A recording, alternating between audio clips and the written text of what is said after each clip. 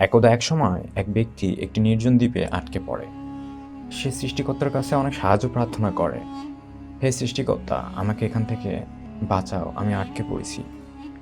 আমার এখানে কেউ নাই, আপনি আছেন যে আমাকে এখান থেকে বাঁচাতে পারে। কিন্তু কোনো সাহায্য না পাওয়ায় ধীরে ধীরে সে তার সব আশা ছেড়ে দেয়। কখনো সে নারকেল পাড়ত, কখনো কখনো মাছ ধরত। এসব করতে করতে সে সেখানে একটি ছোট ঘর বানিয়ে নেয়। একদিন সেখানে বজ্রপাত হয়, আর তার ছোট ঘরে আগুন লেগে যায়। সে অনেক নিরাশ হয়ে পড়ে। সমুদ্রের কিনারায় বসে সে আবারও সৃষ্টিকর্তাকে ডেকে বলে, আপনি তো আমার সাহায্য করলেন না, আর ছোট একটি চুপড়ি বানিয়েছিলাম সেটাও নষ্ট করে দিলে।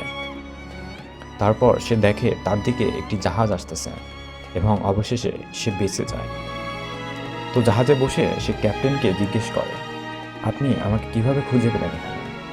তো ক্যাপ্টেন বলে, আমরা কাল এখানে আগুনের ধোঁয়া দেখেছিলাম, তারপর আমরা চেক করে আপনাকে পাই। তো একটি কথা মনে রাখবেন, সৃষ্টিকর্তা যা করে ভালোর জন্য করে। কখনো সৃষ্টিকর্তার উপর আশা হারাবেন না।